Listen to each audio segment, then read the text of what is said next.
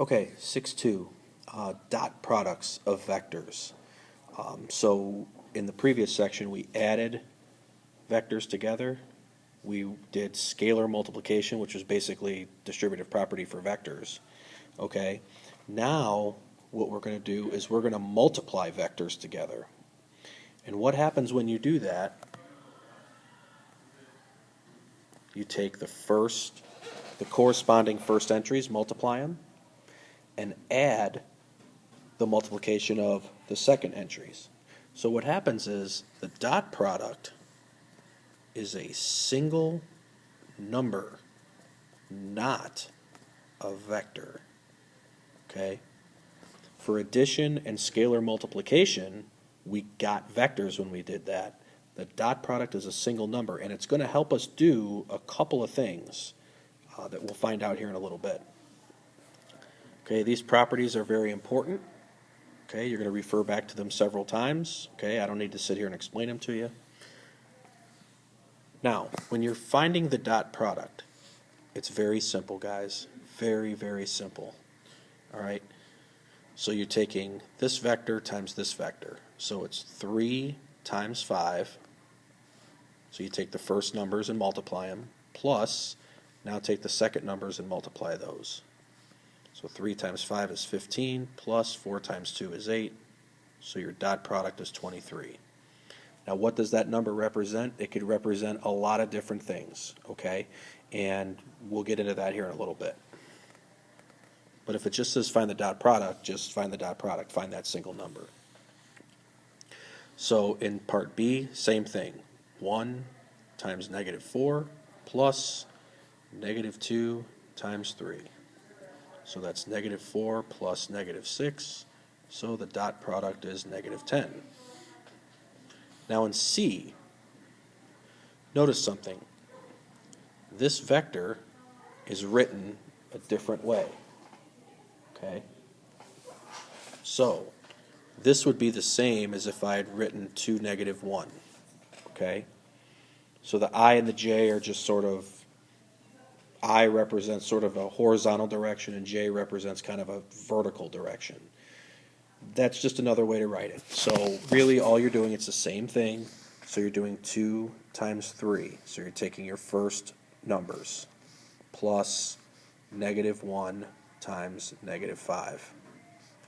So you get 6 plus 5, which is 11. Okay? So don't be messed up by that, by the different ways they write the vectors. It's the same thing, they just wrote it a different way. Now, one of the things the dot product can help us do is find the length. Okay?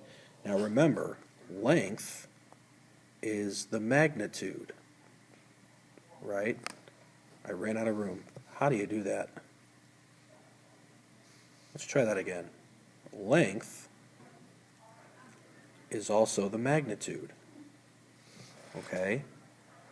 So, when they say find the length of the vector u, they're asking for the absolute value of u.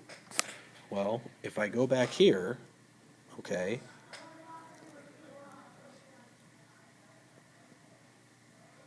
here is something with the magnitude, right? Okay, so I have the absolute value of u squared equals u times u. I just copied from that property list. Well, I don't want to know the absolute value of u squared. I just want to know the absolute value of u. So I take the square root of both sides. Now notice what's underneath the square root sign. You have a dot product, okay? You have a dot product underneath the square root sign. So you're just doing u times u. So it's 4 times 4 plus -3 times -3. So that's a square root of 16 plus 9, which is the square root of 25, which is 5. So the length of our vector is 5. And we were able to use the dot product to find that. Okay? Now, one other way we could use the dot product. All right.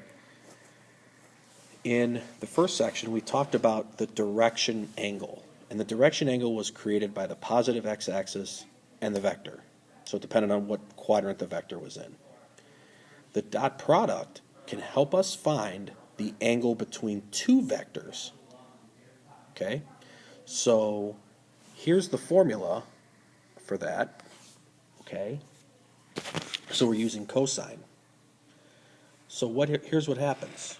So in part A, here I'm going to do this on a separate thing here. So U, I believe, was 2, 3, and V was, I have it right in front of me here. There we go. Negative 2, 5. So if you're just looking at it graphically, okay, there's U, and then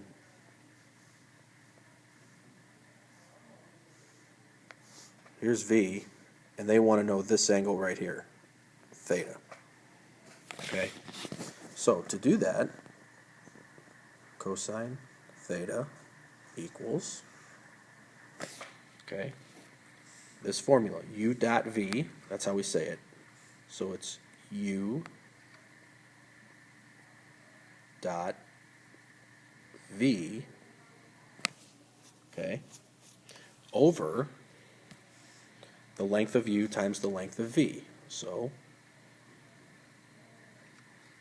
length of U, length of V. All right. So what do we have? Well, the dot product, negative 2 times negative 2 is 4.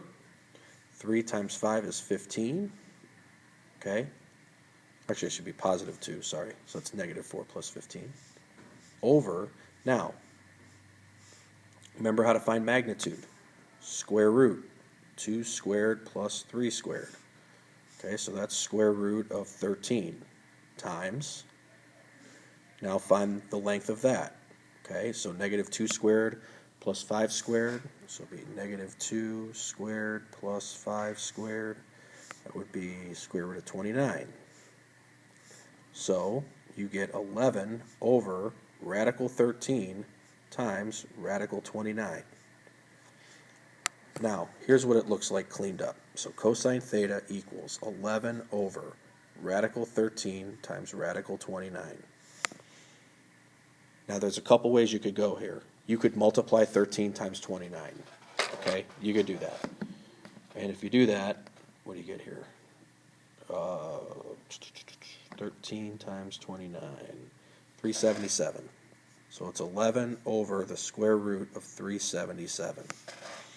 But remember, you got to find theta. So theta is the inverse cosine of 11 over radical 377. So theta is approximately 55.5 degrees. So those two vectors, these original two vectors, okay, created an angle that was 55.5 degrees. And that's the answer to the problem, because they want to know the angle. There it is. So for part B, we'll do part B down here. Okay, same thing. So cosine theta equals U dot V. Well, U dot V, 2 times negative 1 is negative 2, plus 1 times negative 3 is negative 3. Okay, the length of this is the square root of 5, distance formula. The length of this is square root of 10. So that's negative 5 over the square root of 50. So theta is the inverse cosine of negative 5 over radical 50. And much to our surprise, theta turns out to be a whole number, 135 degrees. Okay? So that's sort of the shortened up way to do it without all the work. So if you're more comfortable doing it that way, that's fine. Did I put 2 square roots there? Oh my, look at that. I had 2 square roots there. It's terrible. How about just 1? Okay, there we go. Okay, and that's it. That's it for 6.2. Make sure that you use your properties and your formula for angle between two vectors. So the dot product is going to help us find a couple things here.